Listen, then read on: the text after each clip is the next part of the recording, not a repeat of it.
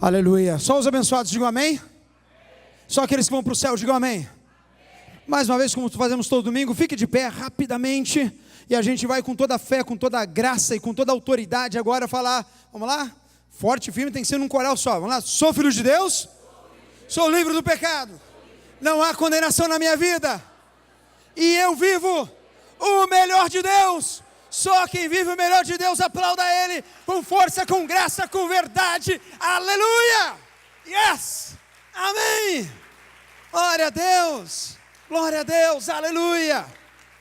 Amém! Glórias ao Senhor. Irmão, antes de você sentar, você vai dar um forte abraço nessa pessoa que está do seu lado. Diga, olha que bom que você está aqui. Que Deus abençoe. Deus vai falar contigo, meu irmão. Dá um grande abraço em nome do Senhor Jesus.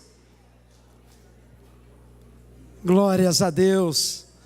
Eu quero chamar aqui pastor Marcelo Jamal, vem para frente. Pode sentar, irmãos, em nome de Jesus. Essa noite nós temos esse mais do que amigo, já colega de ministério, um homem que Deus tem usado aí ao redor do mundo para trazer a palavra de Deus.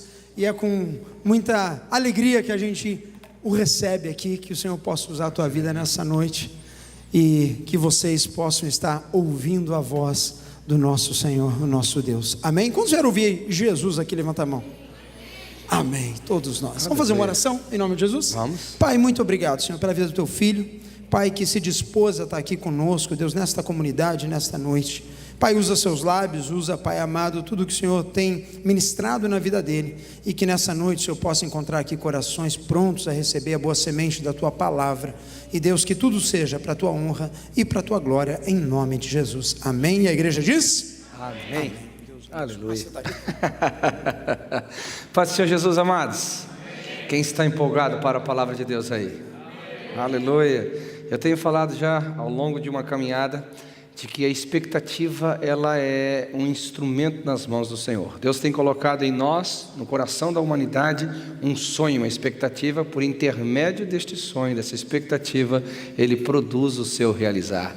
Então sempre alimente um sonho em Deus, sempre alimente uma expectativa em Deus. Como diz a palavra em Filipenses capítulo 2, versículo 13, Ele opera em vós o querer, o sonho, a expectativa, para que o intermédio desse sonho, dessa expectativa, Ele também realize grandes coisas. Então, aleluia. Vou perguntar de novo, quem está com expectativas em Deus aí? Diga amém. Amém. Muito bem, eu também estou. Eu agradeço de coração mesmo pelo privilégio de servi-los na mesa do Senhor e conhecer mais uma parte da família de Deus, aqueles que estão dia após dia conhecendo, se envolvendo, se misturando com a graça, com o favor do Senhor e servindo a Deus em sua geração. Espero que depois desse dia nós façamos uma boa amizade em nome de Jesus e que cresçamos cada vez mais. Amém? Aleluia. Eu não vim sozinho, vim com o pastor Paulo, aleluia. Vim com os meus filhos, um já está arrebatado ali, daqui a pouco ele traz as revelações dos céus, né? O outro aí carregando as baterias dentro do carro, já está recarregadíssimo, já foi lá para as crianças. Bem, queridos, eu trouxe um material extremamente abençoador. Você quer ver como ele é abençoador? Quantos gostariam de ver ainda mais a intervenção de Deus na sua vida? Dê um amém aí. Amém. Então esse material vai te ajudar demais. Alguns anos atrás eu estava orando e o Espírito Santo me fez uma pergunta muito forte, dizendo: Marcelo, por que você gasta tanto tempo tentando me convencer para trabalhar em teu favor? Como ninguém havia me perguntado isso, eu fiquei sem respostas, né? Falei, não sei, nunca ninguém me perguntou sobre isso. Aí eu joguei para Deus a batata quente. Está errado? Deus falou comigo, não que esteja errado, mas eu quero que você entenda, você não precisa gastar forças, você não precisa gastar energias tentando me convencer em trabalhar em teu favor. Marcelo, desde a antiguidade eu sou, desde a antiguidade eu existo, e não há Deus além de mim que trabalhe a favor daqueles que em mim esperam. Marcelo, você lembra daquele texto quando o pai do menino viu a impossibilidade da cura e encontrou Jesus e disse: se tu podes? Você lembra o que meu filho falou? Eu posso todas as coisas, basta você crer. Lembra aquele outro leproso que disse: Senhor, se tu queres, me faça limpo? Jesus disse: eu quero. Então você vai observar, querido, lendo as Escrituras, que Deus sempre está disposto a intervir. O que nós precisamos descobrir é quais os meios, quais os caminhos que Deus opera e manifesta a sua graça. E nesse livro eu falo com bastante propriedade alguns segredos, algumas verdades espirituais para que você desfrute da intervenção de Deus em qualquer área, não apenas na saúde, não apenas nas finanças, não apenas na família, mas a intervenção de Deus em todos os aspectos da sua vida. Então é um excelente material para você, ainda mais agora no final de ano. Você tem que dar algum presentinho para alguém, talvez esse presente vai abençoá-lo demais. Eu tenho colhido testemunhos de pessoas que nem cristãs eram e leram o livro e descobriram que Deus está a favor delas, que Deus quer abençoá-las. E foi gratificante, então, ter escrito esse livro e está ao seu alcance, em nome de Jesus. Você pode olhar para o seu irmão com aquela cara de apaixonado, aleluia, aquela cara de quem ama de verdade ele, diz assim: irmão, eu te amo. Não, desse jeito eu não vou mais nem querer ficar aqui nessa igreja, não dá. O amor está tão frio aqui que não dá certo esse negócio aqui, não. Vamos tentar de novo, vamos lá? Então olha para o seu irmão e diz assim: meu irmão, eu te amo em Cristo Jesus. Aleluia. Agora espera um pouquinho, né? Como todo crente tem que ter um versículo bíblico, a Bíblia fala em 1 João, de que nós não devemos amar só de palavras, não é verdade? Então olha para o seu irmão e diz assim: irmão, eu te amo. E como prova do meu amor, eu vou te dar um livro de presente essa noite, amém? Deixando as brincadeiras de lado, você pode adquirir, não tem muitos exemplares, mas eu creio que vai dar, pelo menos um para cada família aqui, amém? Queridos, nós estamos no final de ano, estamos aí perto a chegar no ano 2019, eu creio que nessa reta final, muitos de nós fazemos reflexões e pensamos de como foi a vida. É muito comum, e eu acho que é produtivo e importante nós nos colocarmos em uma análise e falar: realmente eu fui produtivo, não fui produtivo, eu alcancei os meus objetivos, não alcancei os meus objetivos, realmente eu desfrutei ou não desfrutei da graça de Deus. Pensando nisso, Deus colocou no meu coração uma mensagem que eu a intitulo de A Bênção do Equilíbrio. Eu gostaria que você abrisse comigo a sua Bíblia no livro de Lucas, capítulo 10, Lucas, capítulo 10, versículo 38. Vocês vão colocar aqui no telão? Aí eu não preciso abrir aqui na minha Bíblia. Bom ou não? Está lá. Aleluia. O texto diz assim: caminhando Jesus e os seus discípulos chegaram a um povoado onde certa mulher chamada Marta, repita comigo, Marta, o recebeu em sua casa. Maria, repita comigo, Maria, sua irmã, ficou sentada aos pés do Senhor, ouvindo a sua palavra. Marta, porém, estava ocupada com muito serviço, e aproximando-se dele, perguntou: Senhor, não te importas que minha irmã tenha me deixado sozinha com o serviço? Dize-lhe que me ajudes. Respondeu o Senhor: Marta, Marta, você está preocupada e inquieta com muitas coisas. Todavia, apenas uma só é necessária. Maria escolheu a boa parte e esta não lhe será tomada. Glória a Deus.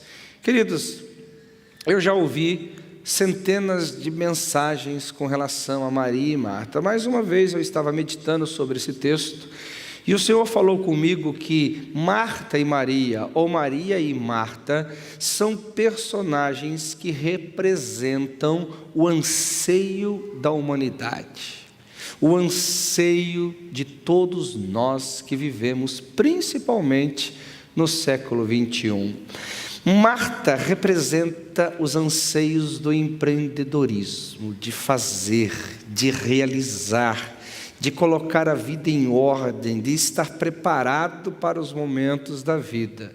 Já Maria é aquele anseio da contemplação, aquele anseio de que quer ver mais de Deus e quer ver mais sobre os céus e que quer entender mais os mistérios celestiais.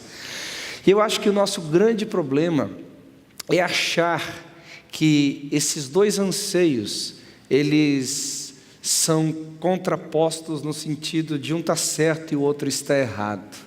Geralmente a nossa tendência de ler esse livro é dizer assim: Maria, você é a cara, né? Marta, você pisou na bola, não soube entender o tempo da visitação. Eu quero trazer aqui uma reflexão mostrando para vocês de que na realidade não existe a questão certa em Marta como empreendedora e não existe a questão certa de Maria como a contempladora. Eu quero que você entenda que Jesus ensinou algo de que esses dois lados, esses dois aspectos da nossa humanidade são importantes, tanto para nós como para o reino de Deus. A questão que nós temos que entender é o seguinte, né? Nós vamos viver a vida inteira com essa luta. Se você trabalha na visão de que você resolveu ser um contemplador e não vai querer trabalhar, não vai querer realizar, não vai querer empreender, a vida vai começar a passar e você vai cada dia estar mais zen, dinheiro, zen nada na vida. Alguém está entendendo o que eu estou falando aqui? E você vai ficar meio perplexo com essa situação, porque afinal de contas, poxa, eu sempre imaginei que a contemplação produzia. Não, ela produz coisas em você, para que em você, ou através de você, ou por intermédio de você, você concretize na vida. Por outro lado, você vai entrar pelo lado do empreendedorismo. Levanta cedo, dorme tarde, aleluia, sou um trabalhador, estou disposto a caminhar a segunda milha, a terceira milha, a quarta milha, de domingo a domingo, de segunda a segunda, estou pegando firme com a vida, mas vai chegar uma hora que você vai olhar por dentro e vai dizer, meu Deus, aonde está a vida do Senhor dentro de mim? Aonde está a manifestação da graça dentro de mim? A minha vida em Deus está mais parada do que água de poço. Eu não consigo mais enxergar, ver, sentir, me relacionar com Deus, porque eu não estou mais nem um pouco com tempo de ouvi-lo e de entendê-lo. Bem, por isso que esta mensagem chama a bênção do equilíbrio. Porque na minha opinião, irmãos, para nós chegarmos no equilíbrio da contemplação e do empreendedorismo, nós vamos ter que investir muito tempo nas nossas vidas, e você não vai alcançar isso com uma pregação, você não vai alcançar isso num final de semana, mas numa prática de vida, onde você vai amadurecer. E na minha opinião, você pode ter a sua opinião totalmente contrária, desde que a gente continue amigos, ok? Na minha opinião, o equilíbrio é o ápice do amadurecimento. E é muito difícil você chegar e permanecer lá. É muito difícil você chegar no equilíbrio da vida e não destoar. Ora para o empreendedorismo demais, ora para a contemplação demais, e ser como aquele tempo que você soltava pipas, ser uma pipa pensa, uma pipa pensa. O que nós devemos entender aqui, para crescermos nesse relacionamento, é de que o equilíbrio, ele se baseia muito no que eu chamo de escolhas. Repita comigo, escolhas. Fala um pouquinho mais forte, escolhas. Amém. O que a gente tem que entender é que quando Jesus fala para Marta, dizendo, você está ansiosa demais, você está ansiosa demais, e Maria, ela escolheu a melhor parte. Jesus está dizendo que as nossas escolhas precisam ser pautadas nas oportunidades. Ou seja, o que Jesus estava dizendo para Marta é o seguinte: Marta, os serviços de casa eles vão continuar aí, os serviços do dia a dia, as lutas do dia a dia vão estar presentes com você por longo tempo, mas este momento, este agora, este sentar, você não vai ter mais. Tanto que se você ler na Bíblia, ela nunca mais teve essa mesma oportunidade, dentro dos mesmos moldes, para receber o que Maria soube entender o tempo da visitação.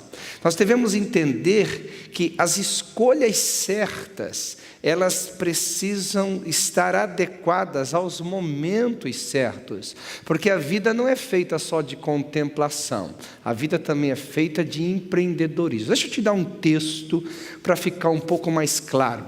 Abra comigo a Bíblia no livro de Hebreus, capítulo 8, versículo 5. Vamos lá. Hebreus, capítulo 8, versículo 5. Achou? Olha só, e eles servem num santuário que é a cópia que estás nos céus, já que Moisés foi avisado quando estava para construir o tabernáculo. Tenha o cuidado de te fazer segundo o modelo que lhe foi mostrado. Diga comigo, fazer o que se viu. Vamos lá de novo, fazer o que se viu. Só as mulheres.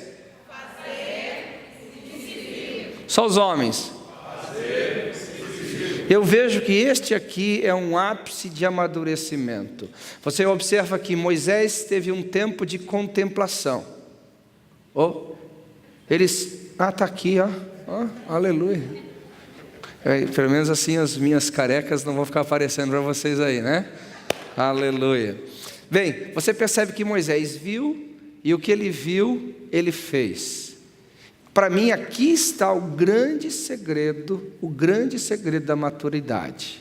Se você observar, por exemplo, numa outra passagem, nós vamos voltar nesse texto daqui a pouco, Maria errou e Marta acertou. Você quer ver? Por exemplo, quando Lázaro morre, quem é que levanta e vai falar com Jesus? Quem é? Marta.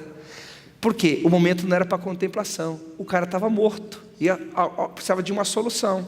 Maria, com aquela visão contempladora, achando que tudo se resolve com a contemplação, ficou lá sentada, esperando a coisa chegar. Mas Marta foi para cima, Marta já desabafou para cima de Jesus, Marta já tentou encontrar um caminho para a solução. Senhor, se você estivesse aqui, meu irmão não teria morrido, provocando milagre, provocando milagre, provocando milagre. Então você percebe que na realidade não existe o certo, não existe o errado, é como se fossem os dois lados de uma só moeda. Deus não espera que nós só contemplemos, Deus não espera que a gente só empreenda, Deus espera que a gente contemple para empreender. Em outras palavras, Deus quer que a gente empreenda aquilo que a gente entendeu na contemplação. Deus quer que na contemplação você entenda quem Ele é, na contemplação você entenda o que Ele deseja, na contemplação você entenda os métodos e processos de Deus, para que quando você empreender, você faça igual Moisés, segundo o que você entendeu por revelação. E nós vamos perceber que esta mentalidade na Bíblia percorreu não só no conceito de Marta e Maria, não só no conceito de Moisés, mas por todas as Escrituras. Por exemplo, se você pega lá Gênesis capítulo 12, versículo 1 e versículo 2, um texto extremamente conhecido dos cristãos, quando Deus fala para Abraão: Abraão, sai da sua terra, sai da sua parentela e vai para uma terra que eu vou te mostrar, e de ti vai ser feita uma grande nação, e todos os povos da terra serão abençoados em ti. Amados, é uma coisa interessante. Quem era Abraão antes de contemplar Deus? Quem era Abraão antes de ver Deus? Quem era Abraão antes de ouvir o Senhor? Você nem observa ele na história. O máximo é no versículo 11, onde tem uma citação que ele tinha um pai, que ele tinha um sobrinho, nada mais profundo. Mas no momento que Abraão contempla Deus e ele começa a empreender segundo o que ele havia contemplado, ele entra para a história e começa a se tornar um fenômeno, um poderoso homem nas mãos do Senhor. Você observa o mesmo Moisés. Há um texto relacionado a Hebreus capítulo 8, versículo 5, em Gênesis capítulo 3. Você vai observar que Moisés tentou, aqui a gente tem um assunto um pouco mais profundo. Moisés tentou empreender sem contemplar. Alguém se lembra o que aconteceu? Vamos lá para o texto? Quando Moisés falou para o egípcio: ei, por que você está maltratando o outro? Ele então enfrenta o egípcio, mata o egípcio. Aí ele tem que falar com os hebreus, dizendo: olha, irmãos, por que vocês estão fazendo isso? E as pessoas disseram: quem é que te colocou como juiz sobre nós? Quem é que te fez estar nessa posição? Porque Moisés quis empreender sem contemplar. Mas depois de 40 anos no deserto, a Bíblia fala que a sarça se acendeu, e ele parou para ver o que estava acontecendo. E no momento que ele para ver o que está acontecendo, Deus fala com ele de uma forma extraordinária e diz: Moisés, Moisés, eu estou ouvindo o clamor do meu povo e eu quero te enviar para libertar. A partir dali, meus amados, você vai observar o Moisés fazendo o que havia contemplado. Você vai ver o Moisés realizando aquilo que ele havia entendido. Essa mesma verdade, esse mesmo padrão, você vai ver no livro de Josué. Por exemplo, em Josué capítulo 1, do versículo 1 ao 9, nós temos o texto clássico ali, dizendo: esforça-te e tenha bom ânimo. Agora, por que Josué poderia se esforçar e ter bom ânimo? Porque Josué, ele estava desde o Egito, lá do tempo da escravidão, contemplando um Deus que fala, contemplando um Deus que se revela, contemplando um Deus que dá leis, contemplando um Deus que está presente, que cumpre a sua palavra. Quando ele entra para a conquista da terra, ele nada mais, nada menos começa a executar tudo aquilo que ele havia entendido. Ele começa a executar tudo aquilo que havia observado da parte de Deus. Qual o princípio aqui? Eu devo empreender aquilo que eu contemplei. Eu devo contemplar, e a minha contemplação tem que me colocar em atividade, porque se eu só contemplo, eu vou, como disse, ficar à mercê da vida, à mercê da situação. E se eu só tento empreender, eu vou empreender sem revelação, sem entendimento, eu vou gastar força e energia, e talvez não vou chegar a resultados esperados. Mas se eu contemplo, estou na presença de Deus, e eu ouço Deus, eu entendo os seus caminhos, e a partir daqui eu começo a empreender, eu vou ter o sucesso esperado da parte de Deus. Eu vejo que é isso que o Senhor Jesus espera de nós, porque Ele mesmo deu o exemplo dizendo: eu não faço nada sem antes ver o que o meu Pai está fazendo. Eu não faço nada sem antes ter o quê? Contemplado o que o meu Pai fez. Queridos, isso daqui é uma verdade tão absoluta na vida de Jesus, que ele só entra em atividade depois que isso está extremamente bem firmado na vida dele, porque não era falta de capacidade. Você vai observar que Jesus, com 12 anos de idade, ele discutia com os doutores da lei, dando respostas que impressionavam aqueles homens. Quer dizer, então, que mediante o conhecimento, Jesus poderia ter entrado em atividade muito antes, mas ele esperou todo um período de contemplação, para que, após contemplar, ele pudesse o quê? Executar. Se você observar, por exemplo, os discípulos vão no mesmo caminho. Se você pega o livro de Marcos, capítulo 3, versículo 13 a 15, Jesus falou comigo, para eles: vem e esteja comigo. Vem para que depois de vocês estarem comigo, vocês possam ir após mim. Isso é muito forte. Vem e contemple. Eu vou te fazer uma pergunta, e eu quero que você, não precisa responder publicamente, responda no seu coração.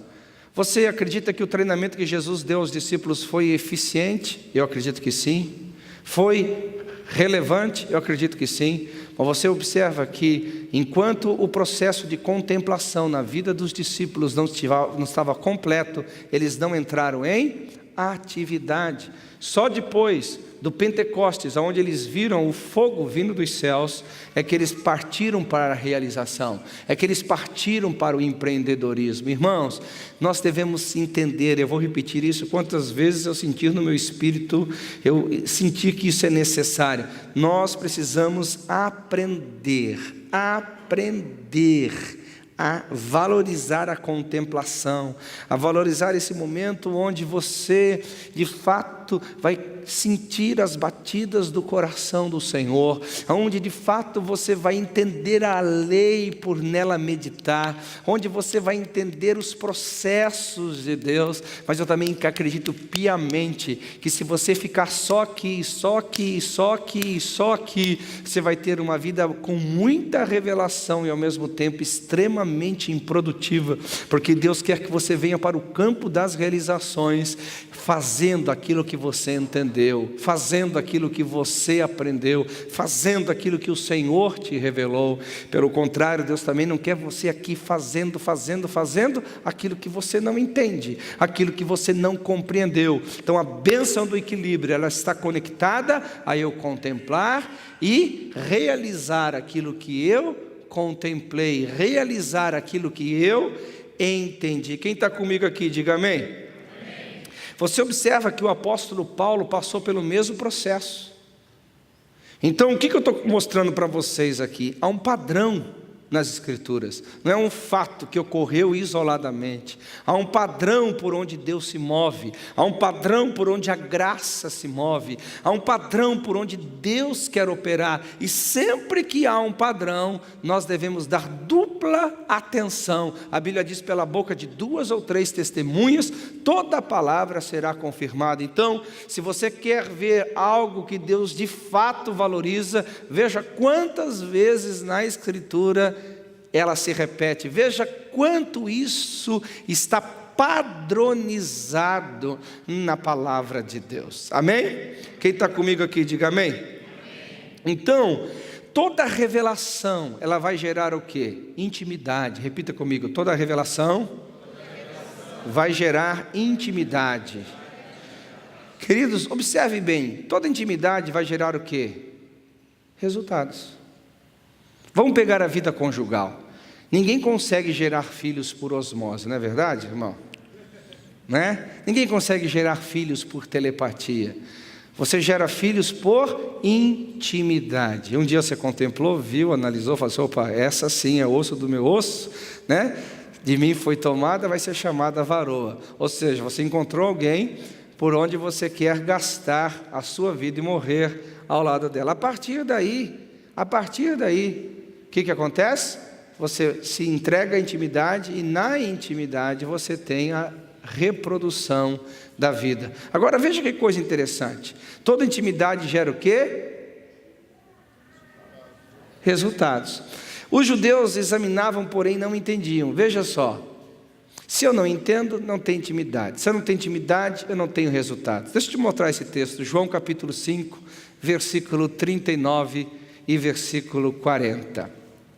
Vamos lá, o que está escrito lá? Vocês estudam cuidadosamente as Escrituras, porque pensam que nelas vocês têm a vida eterna, e são as Escrituras que testemunham o meu respeito. Agora veja só: contudo, vocês não querem vir a mim para terem a vida. Ou seja, eles não conseguiam entender. A contemplação existe para produzir o quê? Entendimento. Quando Jesus fala para Maria, diz assim: você ficou tempo suficiente comigo para entender, e aquilo que você entender não vai lhe ser tirado. Vamos lá para a parábola do semeador, capítulo 13 de Mateus. Capítulo 13 de Mateus, na parábola do semeador. Pega lá o versículo 19, por favor. Deixa eu ver se está no 19. Sei. Olha lá. Quando alguém ouve a mensagem do reino, repita comigo bem forte, e não a entende. Mais forte, e não a entende. O que acontece? Olha só, o maligno vem e rouba o que foi semeado no coração. A gente, quando olha Romanos capítulo 10, versículo 17, abra comigo lá Romanos 10, 17. Pastor, no seu relógio é 8h15, está certo? É? Tá. 8h15. Meu Deus, a hora voa. Não sei porquê. Eu vou ser pregador na eternidade. Eu vou ser pregador na eternidade. O que está escrito lá? Consequentemente, a fé vem pelo ouvir e ouvir a mensagem. A mensagem é ouvida mediante a palavra. A gente tem que interpretar o que é esse ouvir. Volte lá para Mateus capítulo 13, versículo 19. Vou interpretar para você o que é esse ouvir. Vamos lá, Mateus 3,19. Quando alguém ouve a mensagem do reino e não a entende, vem o maligno e arranca. Ouvir significa entender. Contemplar é você passar o tempo suficiente para gerar entendimento. É isso que Deus espera de você. Você tem que permanecer na presença de Deus. Você tem que desfrutar da presença de Deus. Você tem que dar tempo para Deus gerar em você convicções. E isso não lhe será tirado. É o que Jesus falou para Maria. Marta, se você não der tempo suficiente para mim, você estiver toda vez ocupada, ou seja, a vida vai lhe trazer cada dia mais sofrimento, porque o trabalho não acaba. Você quer ver o que mais representa a infinitude do trabalho? É cuidar de uma casa, irmão. Eu acho que as mulheres são muito treinadas para a eternidade. Porque não tem fim, trabalho de casa não tem fim. Você faz o café da manhã e termina o café da manhã, já está com a louça do almoço, termina a louça, você já está com a almoça do café da tarde, e depois já vem do jantar, e depois já vem a cama para arrumar, e depois já vem louça para arrumar, e já vem casa para limpar, e no dia seguinte é tudo de novo. Irmão, não acaba nunca aquilo ali. É a representação do que Jesus está falando para Marta. Marta, o serviço de casa não acaba. Se você não reservar tempo suficiente para entender, ou seja, não adianta, como Jesus falou para os judeus, vocês sabem que nas escrituras está escrito, mas vocês não querem vir a mim. Não veio por quê? Não entende.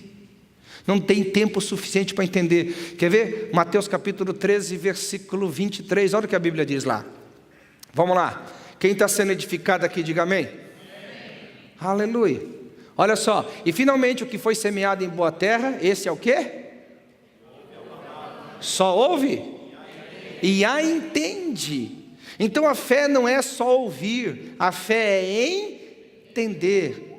Diga comigo, fé é produzida pelo entendimento ou pela revelação. Agora, para que você tenha revelação, para que você tenha entendimento, Deus precisa que você reserve suficientemente tempo para que Ele produza esse impacto, para que Ele produza essa revelação na sua vida. Se você não valorizar o tempo de permanência suficiente em Deus, você nunca vai ter a revelação necessária que tanto você quer para empreender. É o que Jesus estava falando para Marta. Olha que coisa interessante, Mateus capítulo 4, versículo de 19 a 20, veja o que a Bíblia diz lá. E disse-lhe Jesus, sigam-me e eu os farei o quê?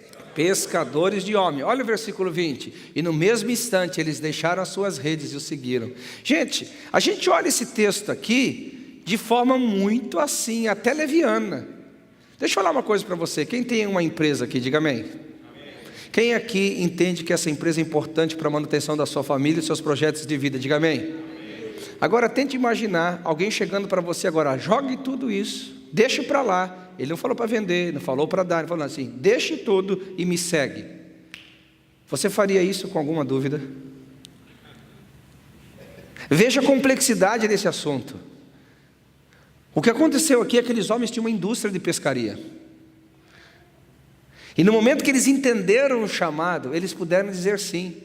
Tanto é que no dia que eles perderam essa revelação, o que eles fizeram? Eles voltaram a pescar. É a revelação que te faz seguir adiante. É o entendimento que te faz fazer o que você faz ou deixar de fazer o que você está deixando de fazer.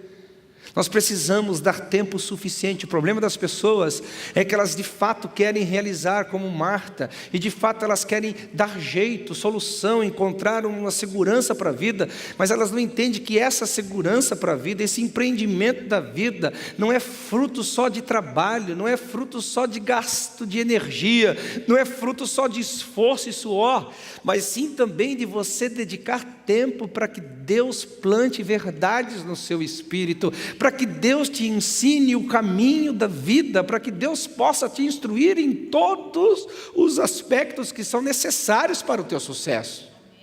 Olha que coisa interessante dentro do mesmo assunto. Os discípulos de Emaús experimentaram os dois lados dessa moeda. Vamos lá, Lucas capítulo 24.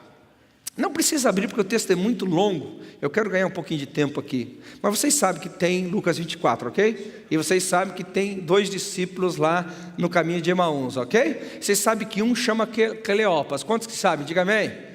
Alguém conhece o nome do outro? Eu, mais de 30 anos, estou descobrindo. Não descobri. Se você descobrir, por favor, me avise. É um outro discípulo. Agora observe bem. Aqueles camaradas, a possibilidade deles seguirem Jesus por 3 anos e pouco é enorme. Eu não posso garantir, mas eu posso também dizer que era enorme deles estarem tempo suficiente com Jesus. O problema é o que motivavam eles a estarem com Jesus. Essa é a pergunta. Se você olhar o que eles conversam no caminho de Emaús, eu quero que você leia Lucas 24 em casa. Vocês vão observar o dizer deles assim: olha, é verdade, nós esperávamos que Jesus Cristo fosse aquele que restauraria o reino de Israel. Preste atenção, nós esperávamos que Jesus fosse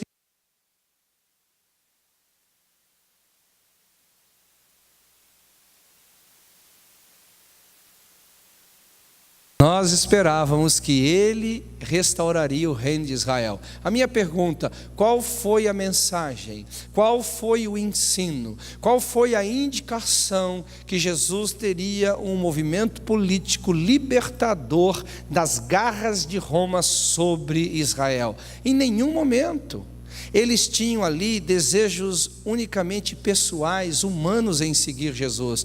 Quando Jesus morre, e eles perdem a revelação, ou seja, eles olham para aquilo e não veem mais motivos pessoais para seguir Jesus, eles picam a mula, não é palavrão isso aqui não, né?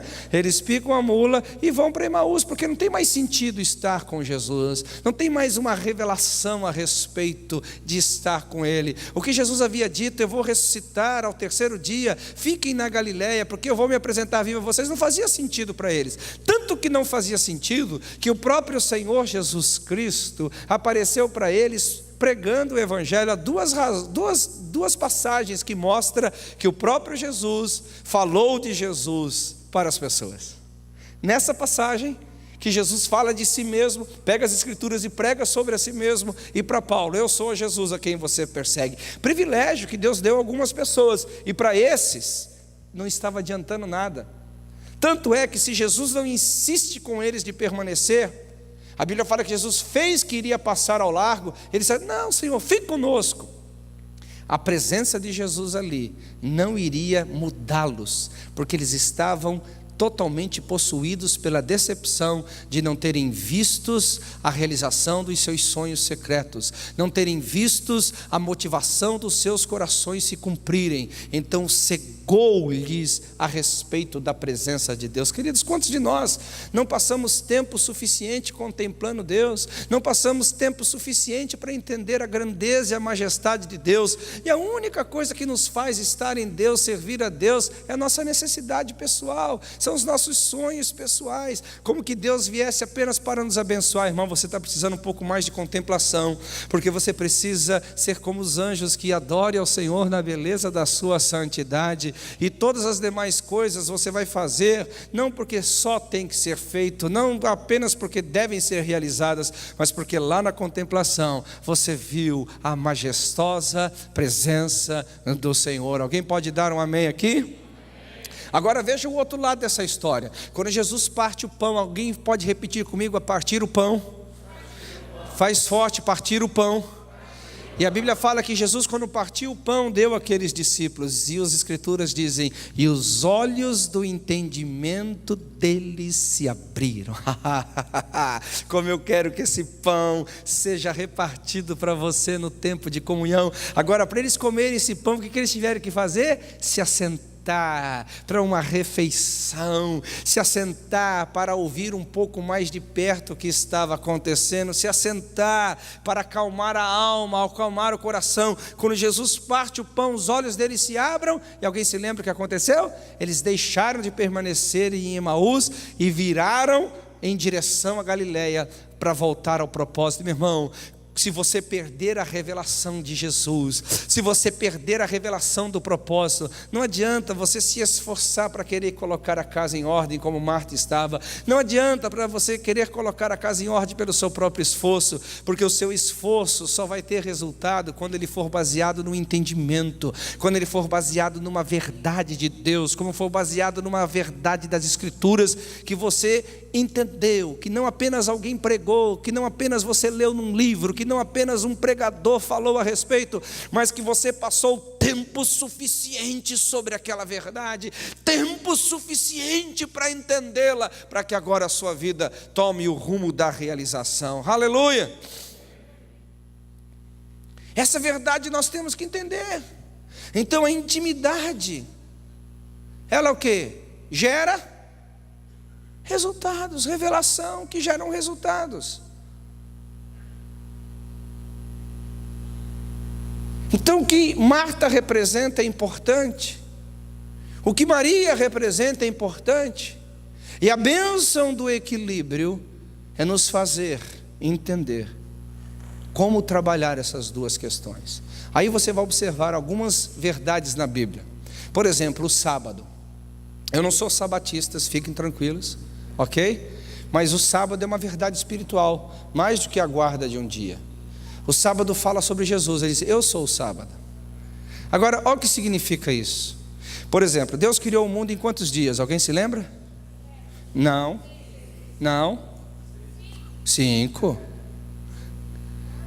5 dias Deus criou o mundo. No sexto dia ele criou quem? O homem. E no sétimo o que aconteceu? Descansou. Então o descanso não é por causa do cansaço, porque ele foi criado no sexto dia, e talvez no sexto dia, quase na última hora, ele já entrou para o descanso. Descanso não é sinônimo de cansaço. Preste atenção, há uma verdade clara aos nossos olhos. Descanso é o lugar da revelação. O descanso é o lugar onde você vai ouvir. Eu tenho certeza que ali, no sétimo dia, Deus começou a discipular Adão. Deus começou a ensinar o nível de autoridade que ele tinha, a sua missão de, a partir do Éden, multiplicar e encher a terra. Eu tenho absoluta certeza disso. O oitavo dia ele começou o quê? Empreender, para que no ciclo dos 7 ele também entrasse no descanso, para poder renovar o entendimento, para entrar na esfera de realizações. O sábado quer dizer, você tem que ter um tempo para a contemplação. A vida não é feita só de trabalho, a vida não é feita só de realizações, porque se você nessa tarefa terrível de só empreender, não reservar tempo para a contemplação, ali vai se tornar infrutífero. Você vai observar, querido, por que Israel foi para o cativeiro e ficou 70 anos no cativeiro? Porque ele perdeu o princípio do descanso da terra. A Bíblia fala que no ciclo de cada 7 anos a terra teria que descansar 1 ano. E porque Israel não observou esses anos todos de descanso da terra, Deus mandou eles para a Babilônia, até que a terra recebesse o seu devido descanso. Irmãos, aprenda uma coisa aqui comigo. Quem está comigo, diga amém. Deus não negocia princípios. Se você tentar quebrar princípios, o princípio te quebra. Se você tentar quebrar valores do reino, esses valores do reino te quebram. A gente pensa que o amor de Deus é tão profundo ao ponto dele negar a si mesmo. Não, Deus não nega a si mesmo. Aliás, eu vou te soltar uma frase muito forte. Deus, ele é escravo da sua própria palavra. Quando a gente pensa a respeito do El Shaddai, aquele que pode todas as coisas, não é bem assim. Deus pode todas as coisas que ele quer, porque de fato Deus não pode todas as coisas. Não me olha com essa cara, eu vou te explicar daqui a pouco. A Bíblia fala, por exemplo, Deus não pode mentir, então Deus não pode todas as coisas. Deus não pode negar a si mesmo, então Deus não pode todas as coisas. Deus não pode ser infiel, Deus não pode todas as coisas. O El Shaddai, que a gente chama de o Deus que pode todas as coisas, ou seja, segundo a sua vontade, Deus pode todas as coisas. E a gente pensa que pode ter um relacionamento com Deus na base do amor, sendo que o amor compreende a nossa negação de valores. É o que Deus está falando para Marta. Marta, você não está entendendo o tempo da visitação. Ei, você está agitada com muita coisa. você está quebrando o princípio, e você está deixando de receber algo que vai valer para a vida inteira.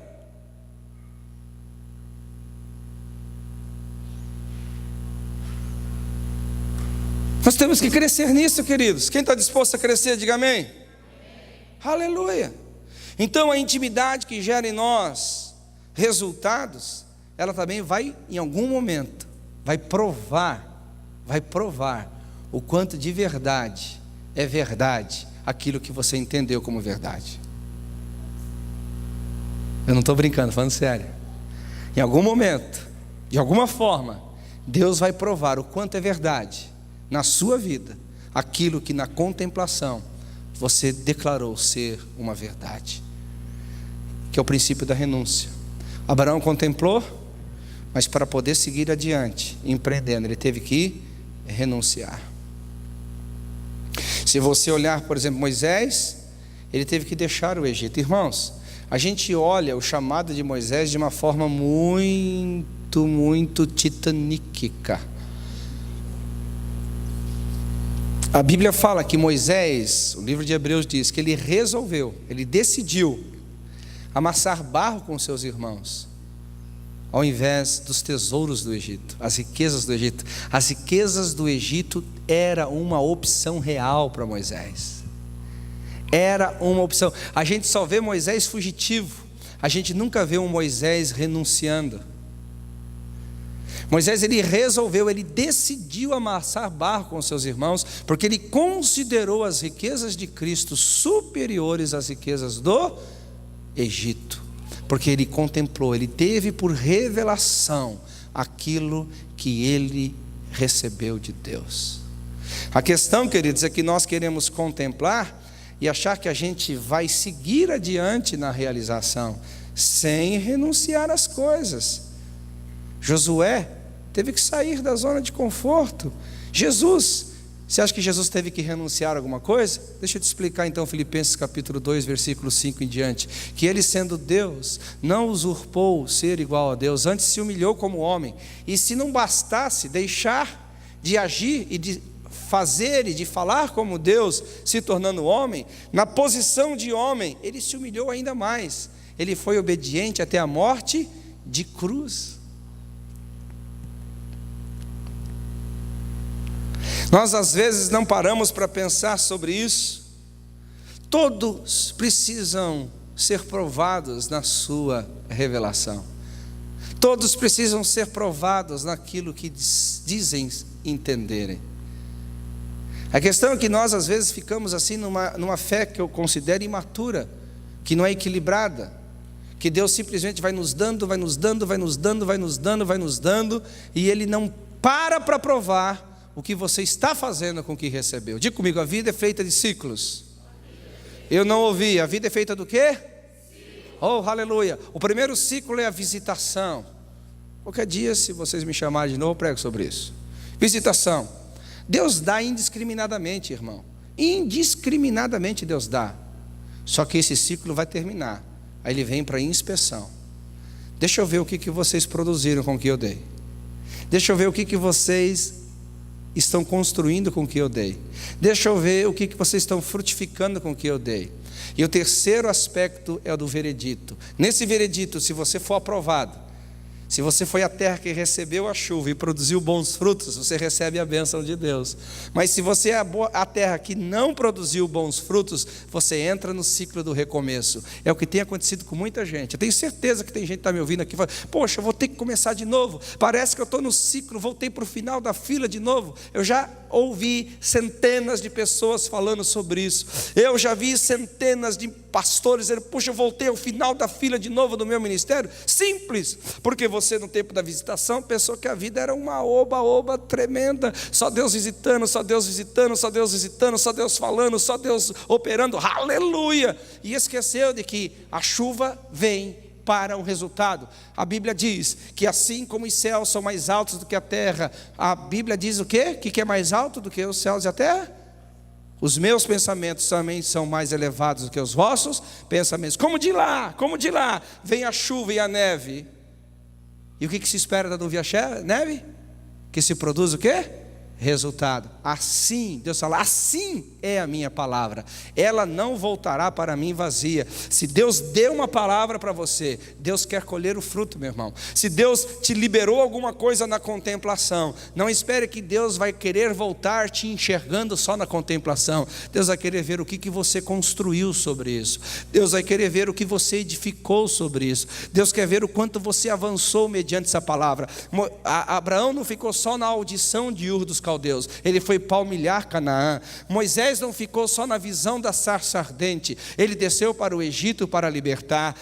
Paulo não ficou só na visão de Jesus no caminho de Emaús, ele se tornou o maior apóstolo escriturístico do Novo Testamento. Jesus, ele não só viu o Pai, mas ele também se entregou como obra vicária. Irmãos, Jesus está precisando de gente nessa geração que o ame suficiente para dar tempo para ele, mas também que se entregou a ele ao ponto de ele construir algo glorioso na vida, que possa renunciar aspectos da sua vida para servir a um propósito maior do que a si mesmo, para servir a um propósito que vai além das suas próprias necessidades.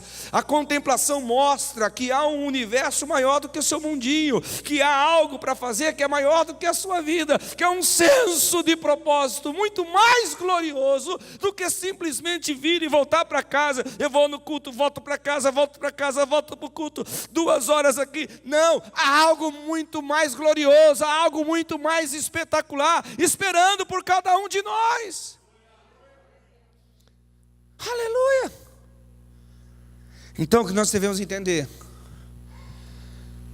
Que se nós aprendermos a contemplar, eu peguei só um aspecto de contemplar aqui, passar tempo suficiente para que Deus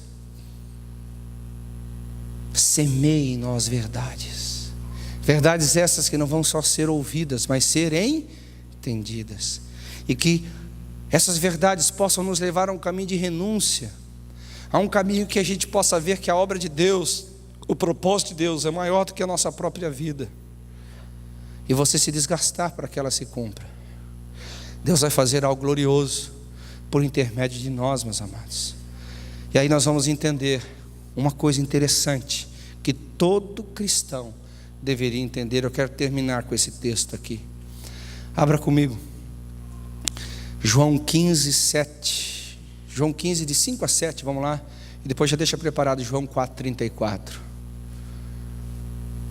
Aleluia. Quantos estão sendo edificados com essa palavra aqui? Diga amém. Eu sou a videira, vocês são os ramos. Se alguém permanecer em mim, se alguém permanecer em mim e eu nele, esse dará o quê? Muitos frutos. Contemplação e empreendedorismo. Pois sem mim, sem contemplação, sem vida no altar, nada podeis fazer. Aleluia, né? Se alguém não permanecer em mim, será como o ramo que é jogado fora, ele seca. Tais ramos são apanhados e lançados no fogo e queimados. É uma verdade, contemplação, não só frutificação. Tem que estar nele para que a partir dele você produza. E esse estar nele não significa só aceitar Cristo como Senhor Salvador. Tem que dar tempo suficiente para que Ele discipule você. Tempo suficiente para que Ele discipline você. Hebreus capítulo 12, versículo 5 em diante. Todos a quem Ele recebe por filhos, Ele disciplina. Agora você tem que estar ao alcance da disciplina do Senhor. Disciplina não é bater da cajadada paulada. Disciplina é reeducar. Ou seja, a cultura do reino vai ser a sua cultura. Você vai ter uma cultura dos céus agora, não só uma cultura humana, uma cultura divina. E eu vou terminar com esse texto de João 4, 34. Vamos lá. Disse-lhe Jesus: a minha comida é fazer a vontade daquele que me enviou e concluir a sua obra. Olha para mim aqui. Olha para os meus olhos. Falando muito sério com você. Todo crente, para mim, insatisfeito. Todo crente que está se segurando na igreja porque tem medo do inferno, para mim só tem uma palavra: ele perdeu a revelação. Perdeu a revelação e não consegue mais encontrar satisfação na obra de Deus. Pode observar que a maioria dos cristãos que estão nessa questão Ou seja, eu não tenho mais vontade, a obra de Deus é pesada para mim, a obra de Deus isso, a igreja é pesada, isso é pesado, aquilo é pesado. Você vai conversar com ele.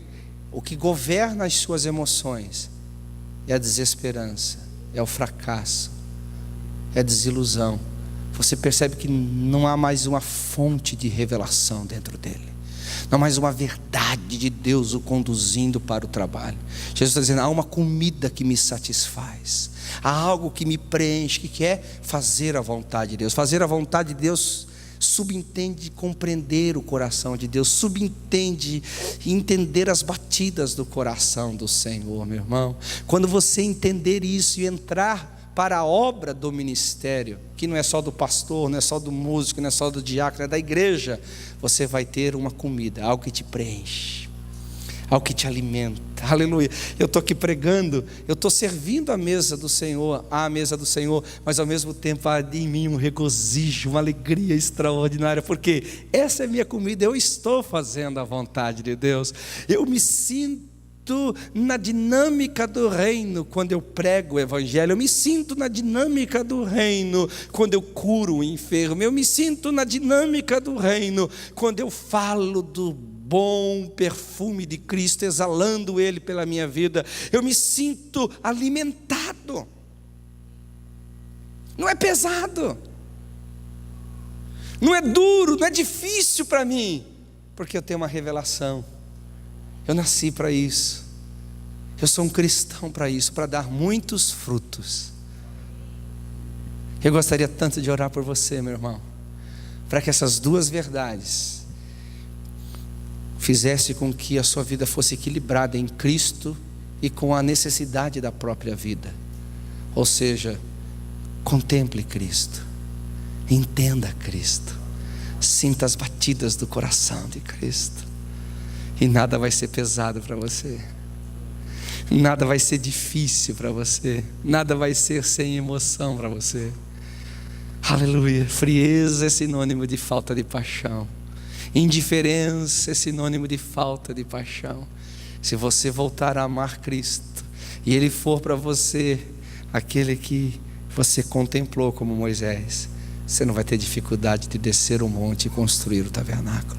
Se você for como Abraão, que ouviu a sua voz, você não vai ter dificuldade de deixar Ur dos Caldeus para ir peregrinar para uma nova terra. Você não vai ter dificuldade como Paulo de deixar o farisaísmo para herdar o cristianismo.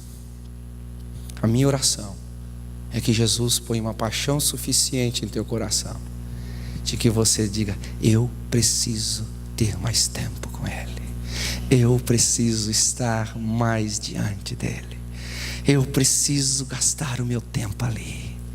Alguém que gostaria de se expor a essa oração? Umas duas pessoas? Tudo bem, pelo menos já teve algum resultado. Aleluia. Então vocês dois que querem, fiquem em pé em nome de Jesus. Amém? Eu quero orar por você. Eu quero orar por você.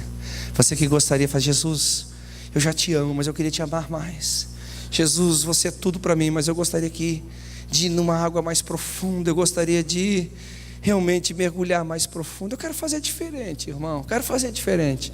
Eu não gostaria só que você estivesse no seu lugar aí, não. É como um ato profético. Eu vou sair da minha zona de conforto. Eu vou dar uma mexidinha na minha vidinha para me organizar. Afinal de contas, estamos no final do ano, os planejamentos estão aí. Quem sabe a prioridade da sua agenda não vai ser tempo com Deus. Quem sabe a prioridade da sua agenda não vai ser contemplar a beleza da sua santidade. Aleluia. Fazendo isso de forma profética, quem sabe você não sai do seu lugar e vem aqui a esse lugar de compromisso, a esse lugar onde você diz ao Senhor, Senhor, eu vou encontrar forças no Senhor, eu vou encontrar forças no seu Espírito, eu vou ser como Maria. Eu sei que tem muito trabalho de casa para fazer, mas eu também sei de que o momento é o da contemplação, uma vida mais profunda no altar, ir para rios mais profundos que não dá para atravessar senão a nado. Venha, sai do seu lugar, venha para cá, venha você que ficou em pé, vem aqui, vem mais para frente, irmãos, para dar espaço para os irmãos. Oh Espírito Santo, nós somos apaixonados por sua obra. Espírito Santo, nós somos apaixonados por aquilo que o Senhor quer revelar aos nossos corações, e nós estamos aqui em primeiro lugar te pedindo perdão porque nós não estamos como Marta, tão ansiosos em tentar resolver a vida, tão ansiosos em tentar produzir resultados, tão ansiosos em tentar pagar as contas e trabalhar cada dia mais, e trabalhar cada dia mais, e trabalhar cada dia mais. Deus, nós aprendemos que não é errado empreender, mas nós entendemos que o erro está em empreender sem estar no Senhor. Sem estar no Senhor eu nada faço, sem estar no Senhor eu nada produzo, sem estar no Senhor o meu trabalho é ilimitado, ele é extremamente limitado. E eu quero, Senhor, equilibrar minha vida, porque eu sei que eu preciso trabalhar, mas eu também sei que preciso estar com o Senhor. Eu sei que eu preciso estar com o Senhor tempo suficiente para ouvir a Tua voz, tempo suficiente para sentir as batidas do seu coração, tempo suficiente, Deus, para entender o Teu plano e o Teu propósito, tempo suficiente para voltar a me apaixonar, pelo Senhor, para voltar a dizer: Tu és o meu tudo, Tu és a razão da minha vida, para que quando, Deus, eu caminhar para resolver a vida, para empreender para o Senhor, a vida não me canse, mas eu diga: encontro alimento, meu alimento é fazer a sua vontade. Quanto mais eu faço por revelação, mais alimentado eu estou. Quanto mais eu entender que estou dentro de um propósito, menos cansado eu fico. Quanto mais eu me empenhar, me desgastar por algo divino, mais senso de realização eu sinto. Deus, eu quero isso na minha vida. Oh, Espírito da verdade, eu quero isso na minha vida, Espírito da verdade. Será que você pode levantar as mãos aos céus como um sinal de rendição? Como um sinal de quem está dizendo: Senhor, eu entendi. Senhor, eu entendi. Espírito Santo, oh, venha sobre mim, ativa o meu amor por Ti mais ainda, ativa a minha paixão por Ti ainda mais. Senhor, Senhor, Senhor, eu Te amo, eu Te amo. Senhor Deus, eu oro pelos meus irmãos, eu oro, Senhor, para que eles recebam essa palavra como verdade para eles. Pai, eu sei da luta que é equilibrar entre a vida diária e estar com o Senhor. Eu sei quantos aqui estão debaixo de condenação, porque estão tão envolvidos com o dia a dia. Eu sei que muitos estão aqui, Senhor, se sentindo culpados, porque se dedicam tão pouco ao Senhor. Mas eu estou orando a Ti, Senhor Jesus, dê a eles uma habilidade para discernir os tempos e a hora. Dê a eles, Senhor, discernimento para não perderem a oportunidade como Marta perdeu. Senhor, dá a eles espírito de discernimento. Dá a eles, Senhor, a paixão profunda ao ponto deles, Pai, sacrificarem algo na vida em favor de estar com o Senhor, em favor de ouvir a Tua voz. Seja reconstruído o altar íntimo, seja reconstruído o altar da adoração, seja reconstruído, Senhor, as portas que fecham atrás de nós, para que o Senhor lá em secreto nos ouça, para que o Senhor lá nos ache escondidos diante do Senhor, e que dali, Senhor Jesus, a gente saia com mãos equipadas, instrumentos afiados, para fazermos a sua vontade, o seu querer, de forma extraordinária, nos tornando, Deus, um povo ainda mais frutífero, nos tornando ainda mais, Senhor, producentes na sua obra, mais, Senhor, producentes na família,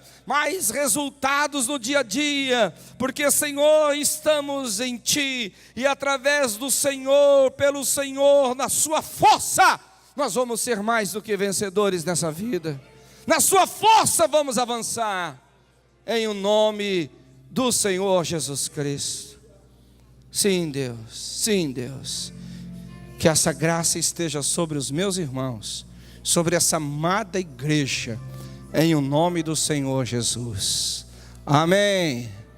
Você pode dar um abraço, no mínimo umas 4, 5 pessoas, e falar para ela: começou um tempo novo, uma estação nova, um movimento novo dos céus sobre a sua vida, em o nome de Jesus. Pastor André, aleluia, aleluia. Abraça menos 3, 4 irmãos e diga aleluia. Chegou um tempo novo aí, meu irmão. Um tempo de graça, um tempo de favor do Senhor. Aleluia. Deus é bom, Deus é bom, Deus é bom.